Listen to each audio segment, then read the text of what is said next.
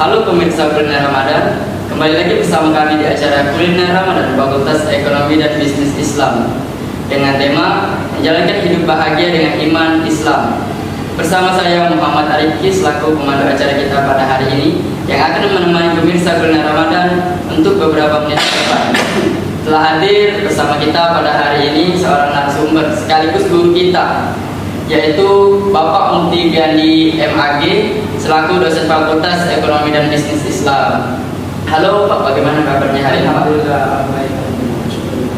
Mungkin langsung saja ya Pak, mengenai tema kita menjalankan hidup bahagia dengan iman dan Islam. Mungkin boleh Pak dijelaskan mengenai menjalankan hidup bahagia dengan iman dan Islam. Baik, terima kasih. Beliau Saudara Rifki selaku pembicara. Bismillahirrahmanirrahim. Assalamualaikum warahmatullahi wabarakatuh. Waalaikumsalam. Alhamdulillahirabbil alamin wa bihi nasta'in ala umuri dunya waddin wa ala alihi ajmain. Rabbi shrah li sadri wa yassir li amri wa hlul 'uqdatam min lisani yafqahu qawli. Pertama-tama mungkin yang lebih dulu dan pertama, mari kita menjadikan puji dan puji syukur kita kepada Allah Subhanahu wa taala. Kita masih dapat berkumpul atau dapat bertatap muka di tempat ini dan juga dalam suasana bulan suci Ramadan, sehingga kita bisa menjalani ibadah Ramadan ini dan sampai mungkin kita doakan kita sampai di akhir Ramadan. Dan yang kedua, tidak lupa marilah kita mohonkan kepada Allah Subhanahu wa taala salawat serta agar selalu tercurah kepada junjungan kita Nabi besar Muhammad sallallahu alaihi wasallam. Atas berkat jasa dan kesalahannya kita dapat merasakan nikmat iman dan Islam. Baik, terima kasih. Tema yang telah diberikan kepada Bapak itu tentang menjalani hidup bahagia dengan iman dan Islam. Jadi kata kunci dari judul menjalani hidup bahagia di sini adalah iman dan Islam. Atau dalam bahasa kaidah bahasa Arab itu ada harfus syarat dan jawab syarat. Jadi harfus syaratnya itu hidup bahagia, jawab syaratnya iman dan Islam. Jadi pengertiannya kadang-kadang bahagia itu manusia ini memiliki persepsi dan pandangan yang bermacam-macam, berbeda-beda. Ada yang mengartikan bahagia itu adalah orang itu punya harta yang melimpah, punya kekayaan, punya materi yang bisa memenuhi keinginan kebutuhan hidupnya, dan juga kekuasaan. Dan yang lain ada yang menganggap bahagia itu tidak seperti itu. Betapa banyak kita melihat orang-orang yang hartanya melimpah itu dia penuh dengan kesusahan hati. Terlalu banyak orang yang hidup dengan kemewahan harta itu yang mati bunuh diri dan sebagainya. Jadi bahagia itu bukan ukuran dengan harta kekayaan yang melimpah atau kekuasaan, tapi bahagia itu ukurannya adalah ada di hati seseorang. Kalau hati seseorang itu dia merasa cukup dengan apa yang dia terima, yang dia miliki, dan dia merasa senang dengan itu bisa kita artikan bahagia. Jadi apa yang dimaksud dengan bahagia dalam konsep atau dalam pandangan Islam? Jadi kalau kita melihat bahagia dalam pandangan Islam, yaitu jika seorang Muslim itu mampu mempertahankan keimanannya, dan kemudian dia menjalankan ajaran-ajaran kehidupan itu dengan nilai-nilai ajaran agama Islam. Jadi seperti itu. Jadi bahagia itu yang Bapak jelaskan tadi, mampu mempertahankan keimanannya dan menjalankan ajaran agamanya itu sesuai dengan nilai-nilai ajaran agama Islam. Nah, bagaimana seseorang itu bisa mendapatkan bahagia dalam pandangan Islam? Nah, seseorang bisa mendapatkan bahagia dalam pandangan Islam itu ada beberapa tanda-tanda atau ciri-cirinya. Yang pertama, seseorang itu akan bahagia kalau dia mendapatkan rezekinya dengan cara yang halal, mendapatkan rezekinya dengan cara yang halal. Jadi kata kunci rezeki yang halal ini adalah kata kunci pokok, karena kalau rezeki itu diperoleh dengan cara yang tidak halal, maka hidupnya tidak akan bahagia, dia akan gelisah, karena dia mendapatkan harta itu dengan cara yang tidak benar, misalnya dengan cara mengambil hak orang lain, maka akan tergambar di pikirannya, di pemikirannya itu orang-orang yang dia zalimi, yang orang-orang yang diambil haknya. Tapi sebaliknya kalau dia mencari rezeki yang halal itu, walaupun yang dia dapat itu sedikit, tapi karena dia mendapatkan dengan cara yang halal, dia tidak mengambil hak orang lain, jadi hidup akan menjadi tenang.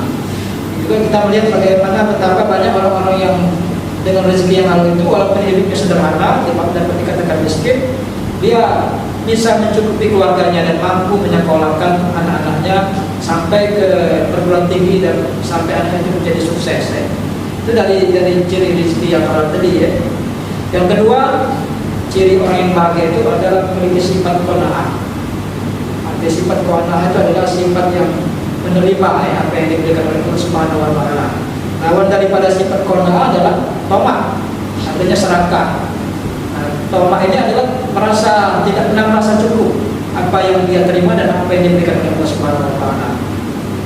Nah, jadi dengan sifat qanaah itu, betapapun berapa banyak pun ataupun sedikit apapun, kalau yang dia dapatkan, dia merasa bersyukur, senantiasa merasa bersyukur dengan apa yang dia dapatkan, dan senantiasa kalau merasa bersyukur dia akan merasa tenang, artinya akan merasa cukup ya, merasa bahagia itu kan artinya tenang ya, cukup ya, tidak merasa kurang dan sebagainya. Jadi seperti yang digambarkan atau dijelaskan dalam hadis Nabi, kalau manusia ini jikalau seandainya anak cucu Adam itu diberikan oleh Allah 2 bukit 2 lembah emas, nah, maka dia akan mencari lembah emas yang ketiga karena keserangannya tadi ya. Dan dia akan dan sampai dia akan mati ya, baru dia akan habis keserangannya tersebut ya. Jadi seperti itu, lawan daripada sifat qanaah adalah sifat tamak. Jadi yang ketiga, ciri orang bahagia tersebut adalah jika seseorang itu at-tawfiqu li ta'atillah, yaitu jika seseorang itu senantiasa mendapatkan pertolongan Allah Subhanahu wa taala dalam ketaatan ya. Jadi kalau kita mau beribadah, kita mau berbuat kebaikan, hati kita atau langkah kita untuk ke sana itu selalu mudah ya, diberikan bantuan pertolongan Allah Subhanahu wa taala untuk ke sana. Jadi kalau kita senantiasa untuk mudah dalam melaksanakan atau melakukan perbuatan baik, dan itu menjadi ciri kita mendapatkan pertolongan Allah Subhanahu wa taala untuk melakukan itu tanda-tanda kita bahagia ya. Yang keempat, ciri daripada orang yang berbahagia itu adalah halawatul ta'at. Artinya dia merasakan manisnya ketaatan kepada Allah Subhanahu wa taala. Jadi dalam hal dia melaksanakan ajaran agama Islam ini, dia merasakan indah, dia merasakan nyaman, nikmat sekali. Ini sesuai dengan yang disabdakan oleh Nabi besar Muhammad SAW. Salah satu nabi wajah fi halal iman. 3 orang yang akan merasakan manisnya iman. Yang pertama, ayatullah wa rasuluhu ahabbu ilaihi mimma siwah. Seorang itu mencintai Allah dan mencintai Rasul, dia melebihi cintanya kepada yang selainnya. Jadi dia melebihi cinta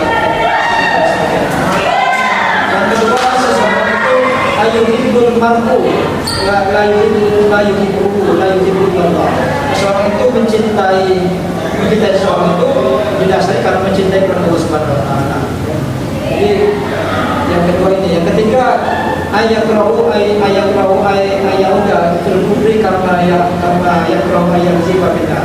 Seseorang itu benci kepada kekufuran sebagaimana dia benci ketika seseorang itu akan dimasukkan ke dalam neraka.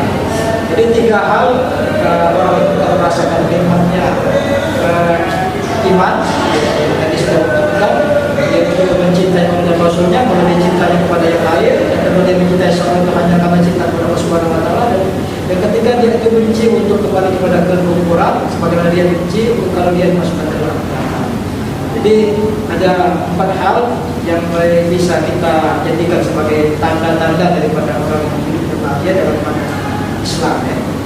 Nah, cukup demikian mungkin yang bisa Bapak sampaikan. Lebih dan kurangnya Bapak mohon ampun kepada Allah Subhanahu wa taala atas kesalahan Bapak. Wassalamualaikum warahmatullahi wabarakatuh. Oke, baik Pak. Nah, pemirsa bulan Ramadan, tadi telah dijelaskan oleh Bapak Mufti mengenai menjalankan hidup gambaran dari menjalankan hidup bahagia dengan iman dan Islam ini. Nah, sebenarnya Pak, kami ada pertanyaan dikarenakan penjelasan Bapak sudah sangat jelas sehingga tidak ada lagi pertanyaan yang akan kami tanyakan.